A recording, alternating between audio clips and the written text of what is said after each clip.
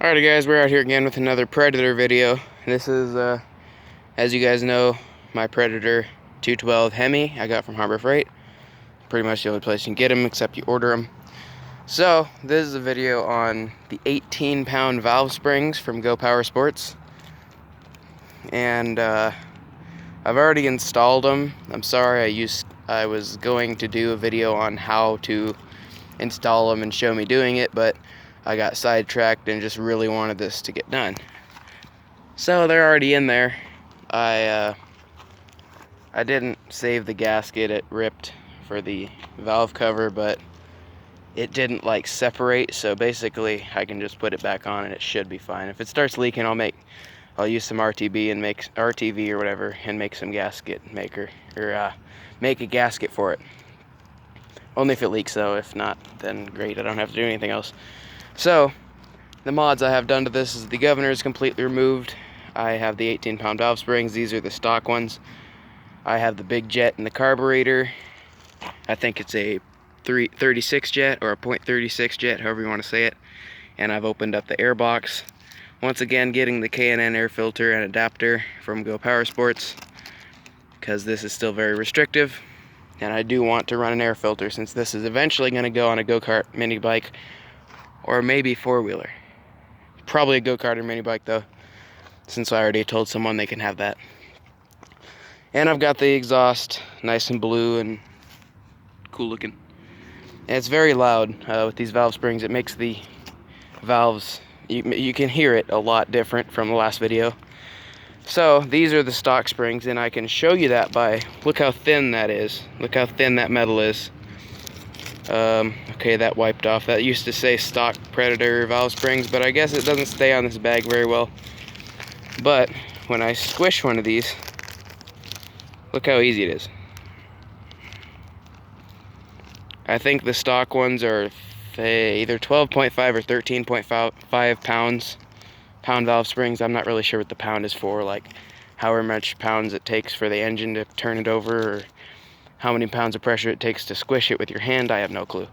But anyway, these are the 18-pound valve springs, and I noticed in my last video when I was editing it a little bit, I said headphone users beware, but it's really not that loud. But if you're using headphones right now and you have the volume up very high, please turn it down at least a few clicks, because it is actually louder than it was. It sounds a lot growlier, and I'm very happy with the sound now that I have that header. Before it was pretty puny and sounded like a straight piped weed whacker, but it's pretty growly now. So I'll start it up for you guys. Once again, I'm wearing ear protection because, well, it's loud. I'm kind of a wuss when it comes to loud noises, so, and except for dirt bikes, I'm good with that. So I'm gonna go ahead and start it up for you guys and let you hear it. And it's not going to be running for as long as it was last time, because I've already had it going for like 5 minutes, and my neighbors are probably not that happy, but whatever.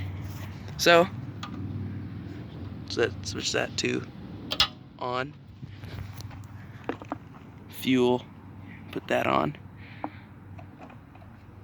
and choke it. Should start. Maybe not. I have to give it a little bit of fuel.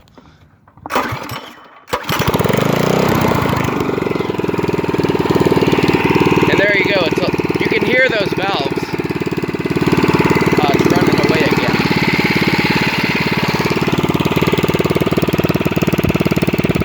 You really hear those valves. I'll rev it up. It's already warm, don't worry.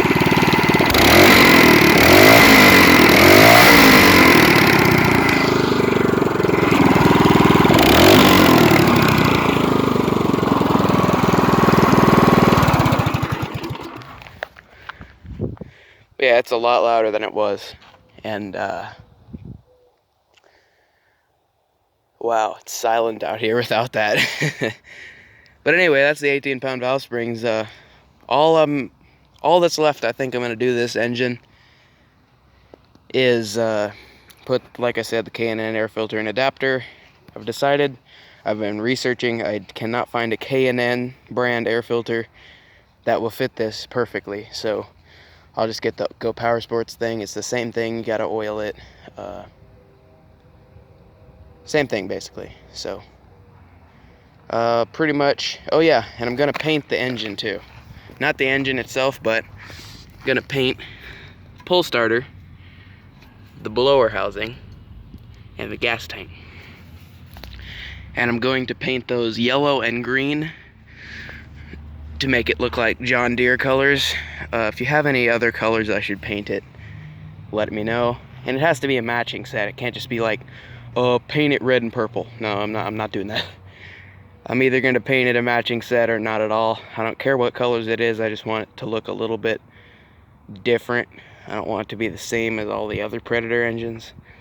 And I may change it back to plain black or a solid color if I ever put it on, like, if I have the red, or if I have, say I have a red mini bike and I have the John Deere colored engine, it might look a little stupid, so I don't know.